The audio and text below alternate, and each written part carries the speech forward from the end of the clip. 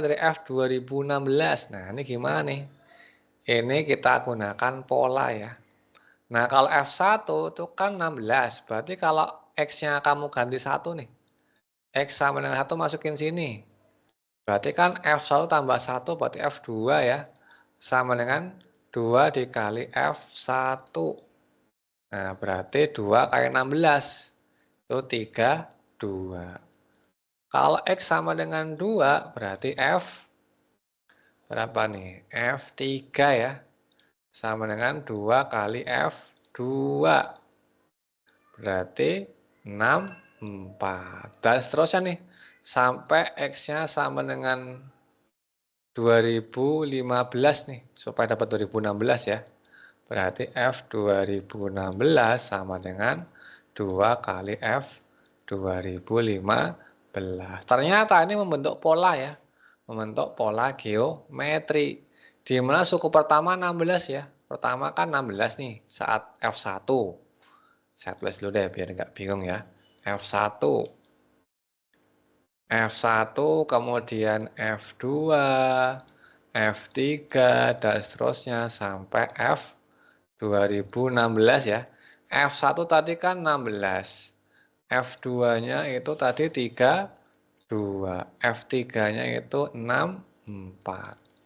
Maka F16-nya berapa nih? Nah, ini kan deret geometri ya. Dengan rasio 2 nih. 2 dikali 2 ya. Nah, kita tahu deret geometri, UN geometri, rumus geometri.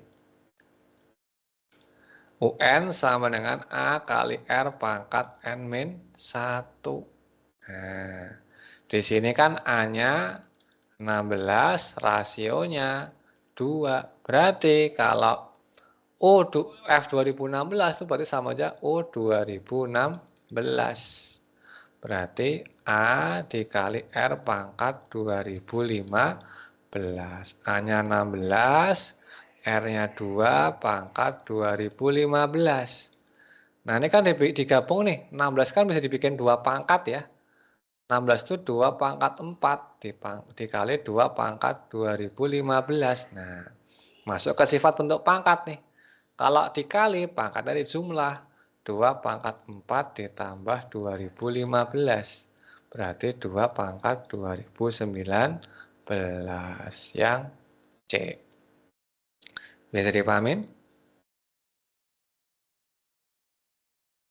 Jelas? Bisa. Oh, sambil di screenshot kalau udah jelas.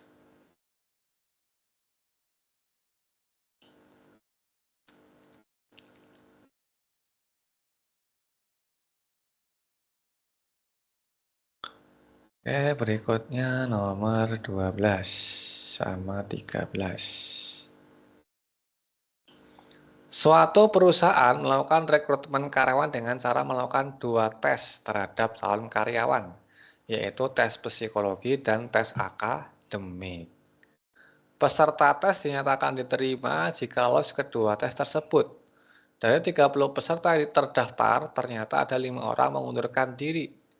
Jika setelah dilaksanakan tes dikatakan 20 orang lolos tes akademik dan 17 orang lolos tes psikologi, banyak peserta tes yang diterima. Nah, berarti ini menggunakan konsep himpunan ya. Nah, walaupun soalnya kayak gini, kayak peluang ternyata menggunakan konsep himpunan. Ada 30 peserta sebagai semestanya. Nah, yang diterima itu berarti yang irisannya nanti. Ini semestanya 30 peserta melakukan tes psikologi dan akademik. Nah, psikologi misalkan P ya, akademik misalkan A. 5 orang mengundurkan diri, berarti dari 30 orang ini 5 orang di luar nih, mengundurkan diri, nggak ikut tes psikotes ataupun akademik. Ternyata yang ditanya itu yang diterima dua-dua, berarti di sini yang X-nya ya. Nah, X-nya berapa nih? Yang ikut tes psikotes itu apa nih? Yang lolos tes psikotes itu 20 orang ya. Ya kan? 20 orang itu yang akademik nih. Nah, lolos tes akademik. Berarti yang Ya akademik saja berarti 20 min X ya. Yang ikut kan 30. Yang lolos akademik itu 20 nih. Nah, kalau yang akademik saja berarti 20 min X.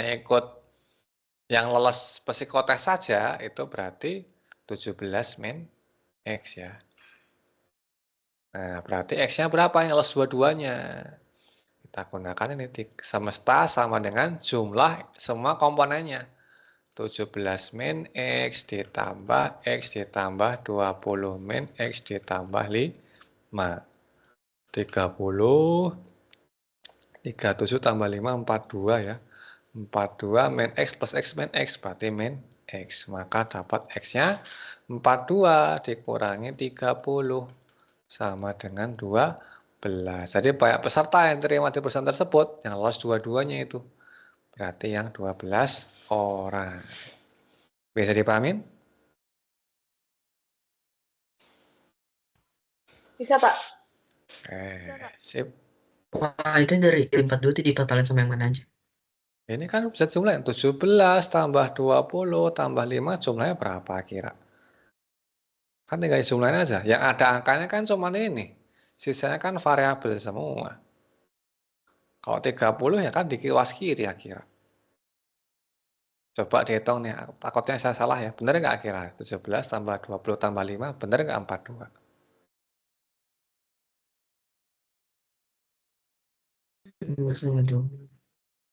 Bener nggak? Benar, Pak. Nah, berarti bener ya. Maka dapat X-nya 12. Ada lagi yang masih bingung?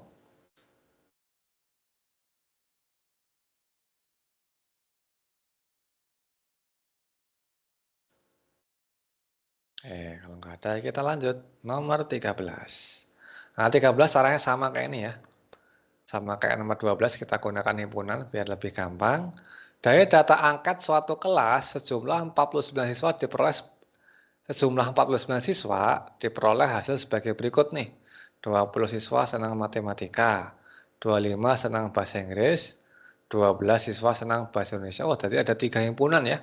Nah, berarti kita bikin 3 lingkaran. Kita bikin 3 lingkaran. Semestanya itu 49. Ini berarti ada yang suka matematika, suka bahasa Inggris, ya yang pakai Indonesia lagi. Berarti Inggrisnya pakai E aja ya, Inggrisnya pakai E, English,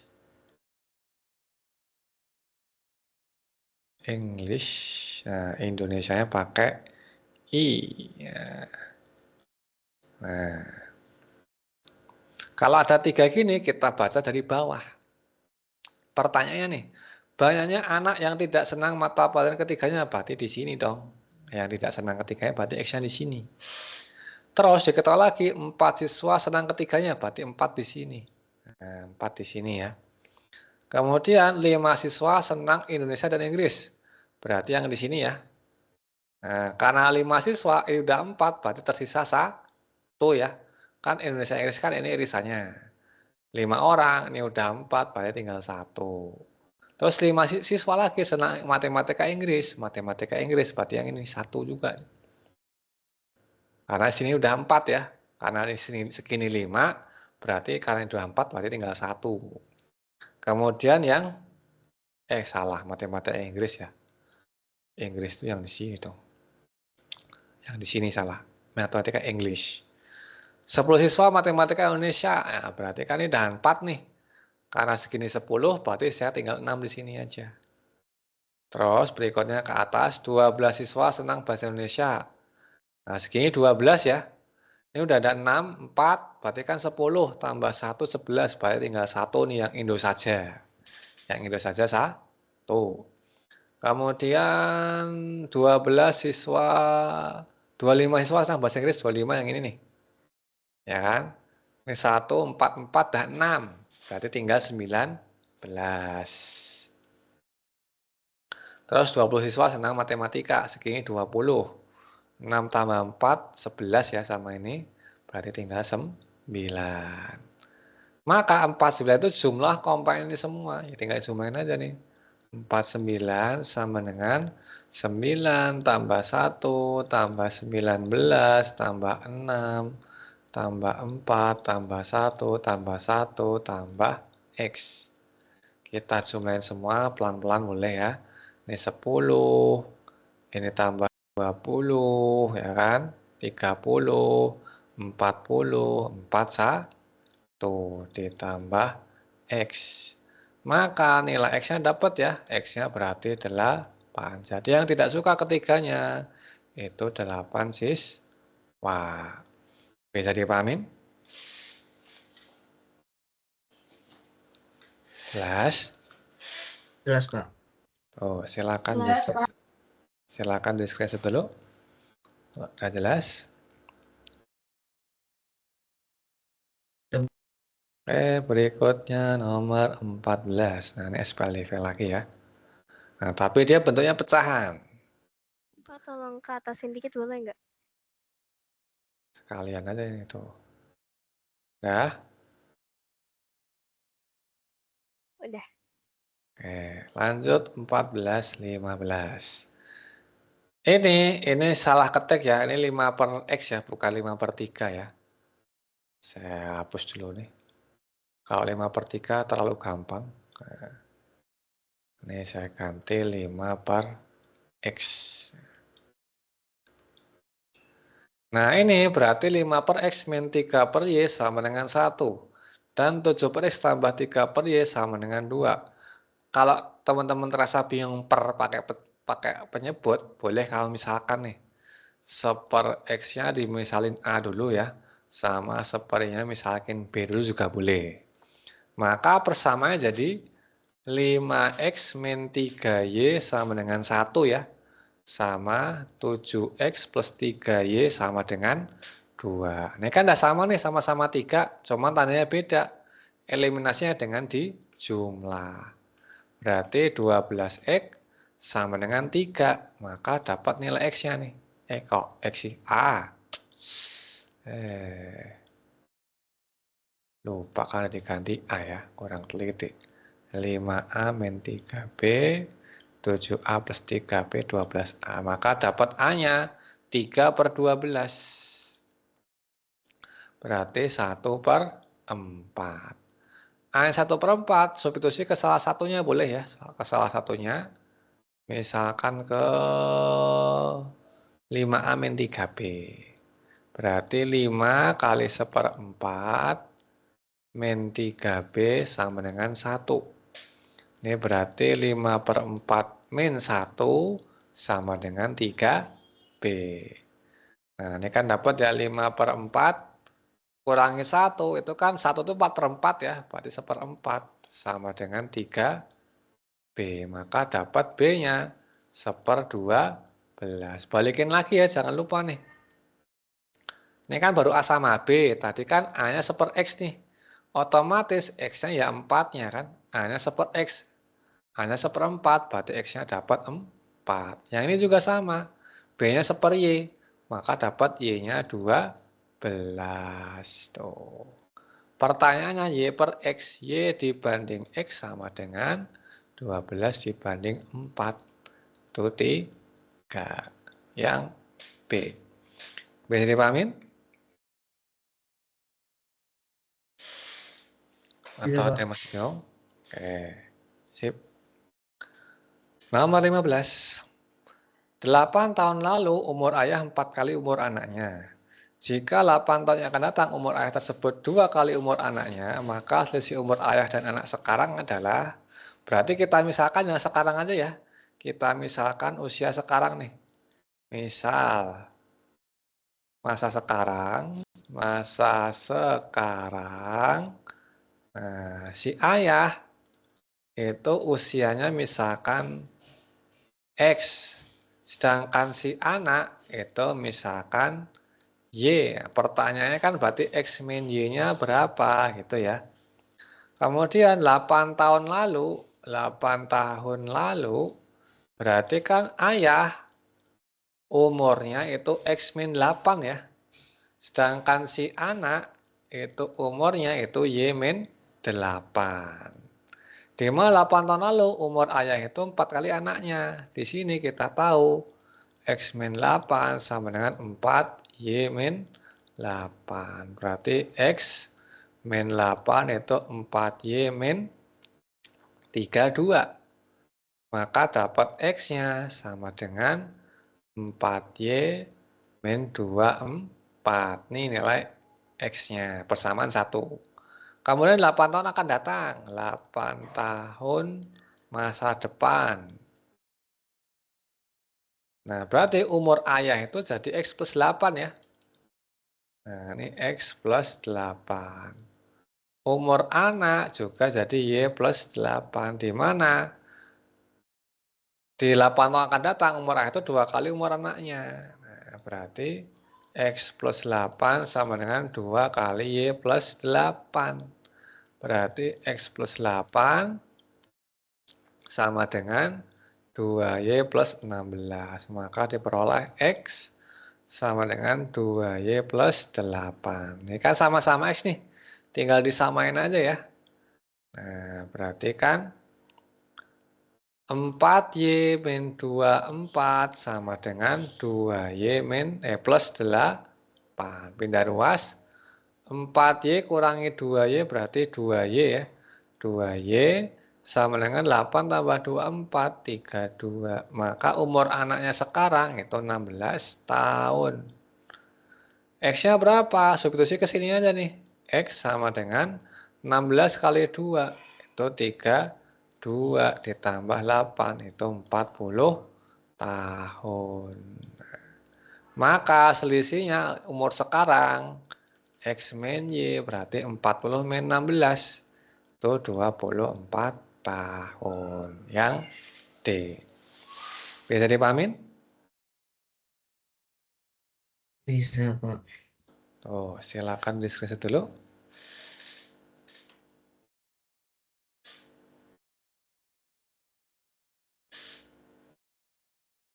Nah,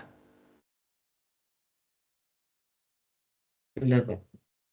oke, sekalian deh 2 soal lagi deh. Ntar post testnya 3 soal aja. Nah, ini ada persamaan garis ya. Ada persamaan garis ini, misalkan ini persamaan garis L. Ya ini persamaan garis P, jangan L deh. Takutnya bingung. Persamaan garis Z lah. Ini P, di mana dia tegak lurus nih. Ya, materi kelas 8 ya. Kalau tegak lurus berarti MP itu kebalikan dari MZ, min seper MZ karena tegak lurus. Nah, karena P tegak lurus Z. Persamaan garis P adalah pertama kita tadi gradien garis Z. MZ karena diketahui gambarnya ya, langsung aja nih. Langkah vertikal dibagi langkah horizontal. Karena udah ketemu segitiga siku-sikunya nih. Nah,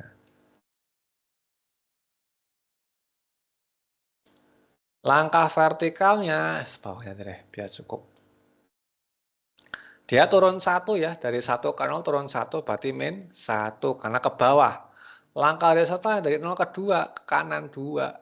Maka MZ-nya sama dengan min setengah. Tadi kan P tegak lurus Z. Maka MP-nya tinggal kamu balik aja nih. Kan min seper MZ ya. Min seper ini, maka 2. Nah, diketahui MP-nya sama dengan 2. Terus titik garisnya melalui apa tuh? Melalui titik ini. 2,0. Melalui 2,0. Kita masukin rumus ini ya. Y min Y1. MX min X1. Berarti kita dapat Y min 0 sama dengan 2. X min 2. Berarti Y sama dengan 2X min 4. Pindah ke kiri semua. Y min 2X plus 4 sama dengan 0. Yang C. Bisa dipahamin? Pak, itu min 1. Kenapa min 1 bukan 1 dong?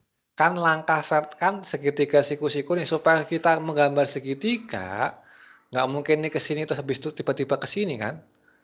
Kan harus urut nih, berarti kan turun dulu baru ke kanan. Atau boleh juga nih naik dulu, kalau gambar segitiganya gini, berarti naik terus ke kanan. Kalau gambar segitiganya gini, tapi kan gambar segitiganya gini. Supaya bisa tergambar segitiga, berarti kan turun dulu baru ke kanan, bukan naik terus kemana nih. Miring kan nggak bisa dihitung. Kalau ke kanan, gambar segitiganya jadi gini. Kalau misalkan ini ya, ini naik terus ke kanan. Nah kan segitiganya gini, bukan begini. Jadi sesuai dengan gambarnya. Gitu Akia. Oke, Pak. Ada lagi yang masih bingung? Yang lainnya?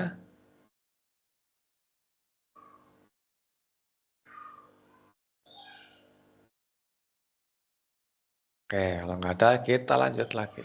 Nomor 17. Nomor 17.